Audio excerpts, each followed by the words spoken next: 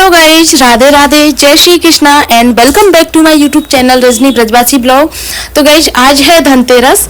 मतलब दो धनतेरस है, किसी के आज है किसी के कल है। तो आधे लोगों की आज है, हमारी कल है। तो बच्चों का आज स्कूल है, दोनों बच्चों का। मैं उनको तैयार कर देती हूँ, छुट्टी भी नहीं है क्योंकि कल से छुट्टियां होंगी बच्चों की, इसीलिए हमारी धनतेरस भी कल ही है। और हम तो वैसे भी वैष्णव हैं, तो वैष्णव के अकॉर्डिंग चलते हैं, कैलेंडर से नहीं चलते हैं। तो वैष्णवों का कैलेंडर अलग आता है जिसको टीपड़ी बोलते हैं, तो उसी के अकॉर्डिंग चलते हैं हम। जो उसमें लिखा होता है ना, एक दिन पहले एक दिन बाद में, कई जो भी तिथि वगैरह होती है, चाहे एकादशी हो, चाहे दिवाली हो, चाहे होली हो, चाहे गणगौर हो, कोई भी त्योहार हो, हम उसी के अकॉर्डिंग चलते हैं। चाहे पूरी दुनिया एक तरफ हो तो हम लेकिन उसी के हिसाब से चलते हैं। कई बार तो ऐसा होता है ना कि एक बार अन्नकूट हुआ था, गोवर्धन की बात कर रही हूँ मैं। गोवर्धन सब पूरी दुनिया ने एक बार अलग कर लिया था, मतलब पूरी दुनिया का मतलब आधे से ज्यादा लोगों ने एक दिन पहले कर लिया था और हमने एक दिन बाद में किया था। तो उसका रीजन यही था कि हम टिप्पणी के अकॉर्डिंग चलते हैं। कैलेंडर आता है टिप्पणी नाम से, एक किताब आती है, हम उसके हिसाब से चलते हैं। तो आज बच्चों की छुट्टी भी नहीं है, तो उनको मैं स्कूल भेज देती हूँ दोनों को। और पतिदेव सुबह जल्दी पूजा करके दुकान चले गए, तो अब दोनों बच्चों की जिम्मेदारी मेरे ऊपर ही है। मतलब इनको तैयार करना, नीचे से पहले गर्म पानी लेके आई, फिर पूजा करने गई, उसके बाद में फिर बच्चों का खाना बनाया, उनको बना के फिर लेके आई। अब इनको नहला धुला के मैं इनकी चोटी वगैरह बना देती हूँ, तो ये आराम से स्कूल जा पाएंगे। और स्वरा खुद से तैयार हो गई थी, लेकिन हर्षित को तैयार मैंने किया था। मतलब ये जब तक स्वरा को मैं मतलब गर्म पानी दूध लेने गई थी ना, तब तक तो वॉशरूम में घुस गया था। अब इसको नहलाने का काम ये होता है कि मतलब अगर इसका मन नहीं हो ना, मतलब मैं मना नहीं करूँ ना इसको, तो घंटों तक वॉशरूम में बैठा रहता है। तो इसीलिए इसको जल्दी से मैंने नहलाया। अभी ठंड का टाइम हो गया है और मौसम देखो गाइज, एकदम से ऐसे चेंज हो गया है, ठंड हो गई है। रात को भी मतलब एक डेढ़ घंटे बाद में ठंड होना स्टार्ट हो जाती है, सोते हैं उसके बाद में ही। तो बच्चों को गर्म पानी से नहलाती हूँ मैं, हल्का सा, ज़्यादा तो नहीं लेकिन हल्का सा गुनगुना पानी, उससे नहलाती हूँ दोनों बच्चों को, क्योंकि तबीयत पहले ही ऐसी चल रही है बच्चों की। और फिर अगर ठंडे पानी से नहलाऊँ, ऊपर से बाइक से स्कूल जाते हैं, तो और भी ज़्यादा ठंड लग जाएगी बच्चों को। और अब तो 5-6 दिन की छुट्टियाँ हो जाएंगी, तो कोई दिक्कत नहीं रहेगी, आराम से लेट तक नहा लेंगे। ये वाली चीज़ है गाइस। तो पहले इसकी चोटी कर देती हूँ, फिर हर्षित की करनी, हर्षित चोटी नहीं सॉरी, हर्षित को तैयार करना है, फिर अपने घर के काम करने हैं। और जो कल गुजिया बनाई थी ना, उन पे चाशनी भी चढ़ानी है, और भी कुछ बहुत सारे छोटे छोटे काम हैं, उनको करके रखना है, क्योंकि दिवाली का त्यौहार पास आ गया है। बिल्कुल भी समय नहीं है गाइस, मतलब आप काम करते रहो बिल्कुल। एक तो घर का काम डेली का हो जाता है, ऊपर से फिर दिवाली का काम भी होता है एक्स्ट्रा। छुट्टी हो गई हर्षित की, अरे वाह। अच्छा, मैंने मैसेज देखा ही नहीं सुबह से, जब मुझे टाइम ही नहीं मिला आज। पापा ने देखा छुट्टी कर दी है। हर्षित के मजे आ गए। हाँ, देखो अब छुट्टी करना तो भूल नहीं मैं। अच्छा, अब कोई बात नहीं, ठीक है। अब एक काम तो करो, ये लंच फिनिश कर लो अपने बैग का। अरे यार मैंने बोल दिया। अरे यार, तू तो भूल गया, इसको फिनिश कर लो, खा लो इसको, ठीक है। लाओ कपड़े उतार देती हूँ, शूज वगैरह उतार देती हूँ।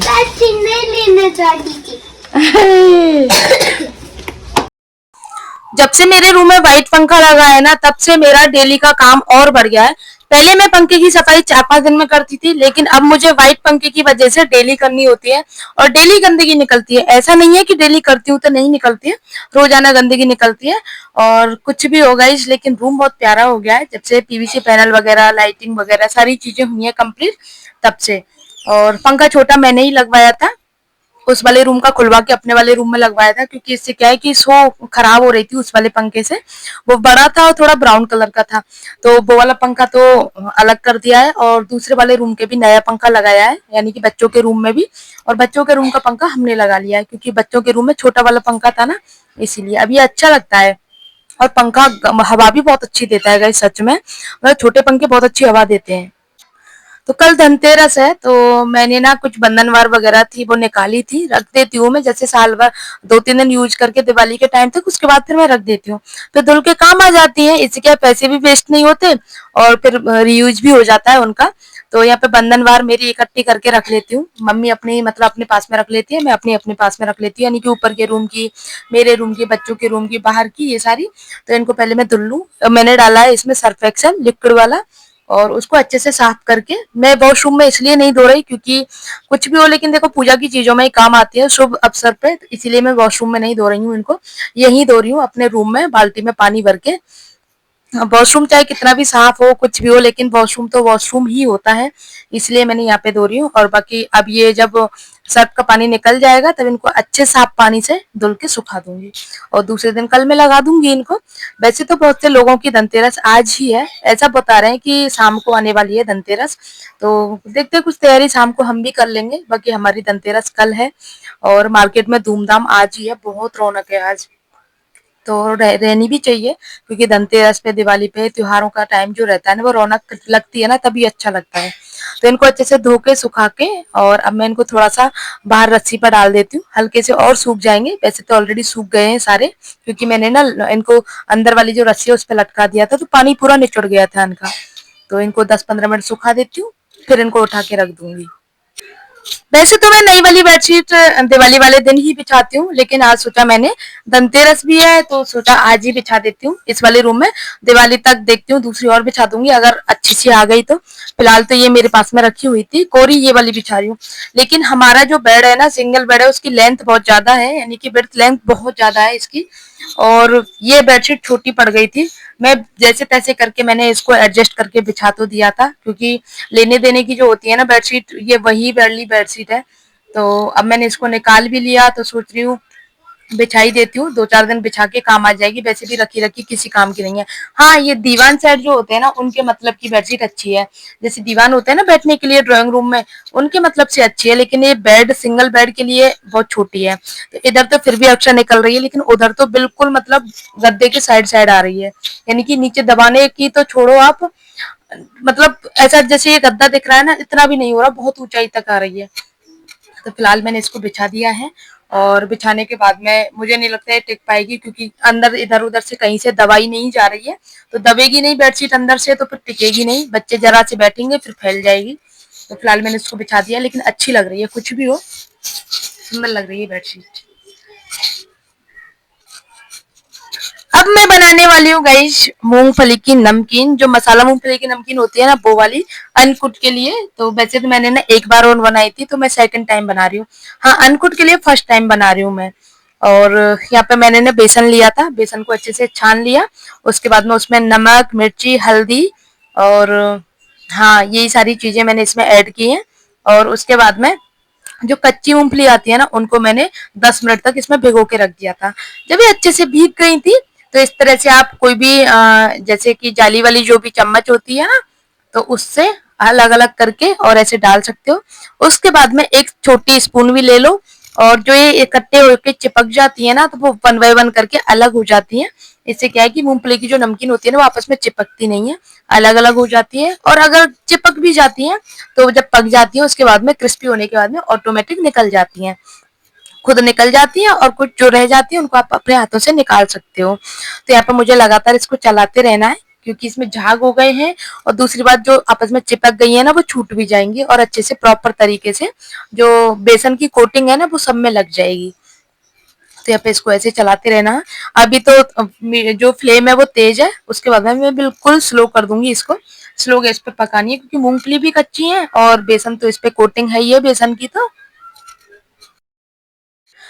तो मैंने इनको 2 बार में बना रही हूँ, फिलहाल एक बार की पक चुकी है और आप लोग देख सकते हो ना इस तरह से मैंने एक बड़े वाले जाली वाले उसमें लिया है और इस तरह से मैं निकाल रही हूँ।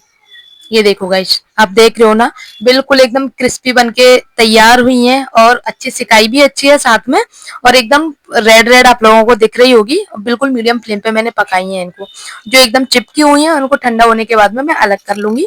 मसाला मैंने ऑलरेडी तैयार रखा है, गर्मा गर्म इसमें मसाला भी ऐड कर दूंगी क्योंकि नमकीन अभी गर्मा गर्म है इसीलिए। तो ये है गाइस, ये देखो आप लोग देख सकते हो, इसकी आवाज से पता लगा सकते हो कि हाँ अच्छी पकी है, एकदम क्रिस्पी है।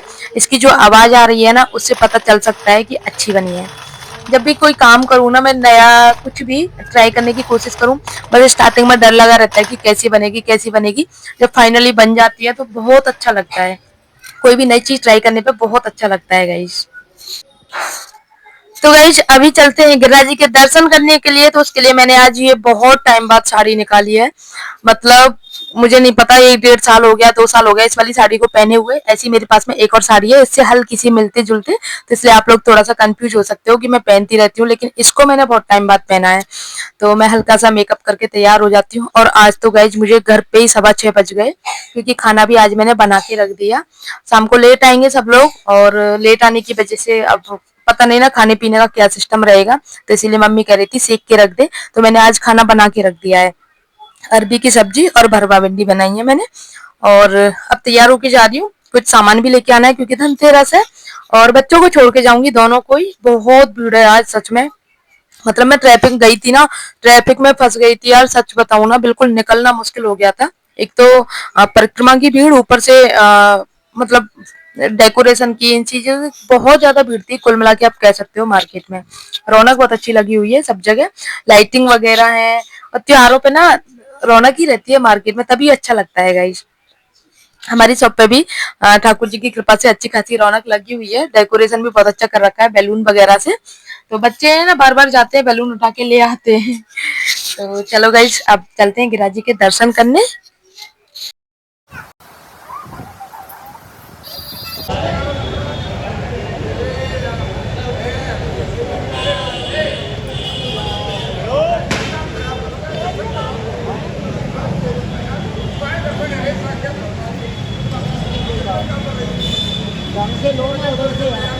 जब मैं दर्शन करके आई तो मम्मी बोल रही थी दिए भी जला दे, क्योंकि सबके आज धनतेरस से सबके दिए जल गए थे। तो कह रही थी दिए जलाने में क्या होता है, दिए जला दे। मैंने बोला ठीक है। तो यार मम्मी ने कर दिए थे दिए, तो मैं इनको ना बालकनी में और जैसे नल के नीचे, वॉश बेसिन वगैरह के नीचे, ऊपर वाली मंजिल में सब जगह रख के आऊंगी, और नीचे अपना जो मेन गेट है वहां भी। तो फिलहाल तो मैं बालकनी में ही रख रही हूँ, नीचे वाली मंजिल में मैं रख के आ चुकी हूँ। अब मुझे बालकनी में लगाने हैं। और पर्दे वगैरह मैंने सारे एक साइड में कर दिए हैं सारे। और ऊपर भी मैं रख के आ गई, क्योंकि ऊपर वाले रूम में भी जरूरी है, क्योंकि खाली रहता है ना। तो दिवाली के टाइम पे तो ये है ना, खाली मकानों में भी दिए जलाए जाते हैं, तो वो खाली रहता है। मतलब कोई नहीं रहता उस रूम में, एज ए गेस्ट रहते हैं, गेस्ट रूम है वो। तो उसको 2 दिन में 4 दिन में खोला जाता है, तो इसीलिए तो उसमें भी मैं दिया जला के आ गई। मुझे दिवाली का त्योहार बहुत अच्छा लगता है गाइस।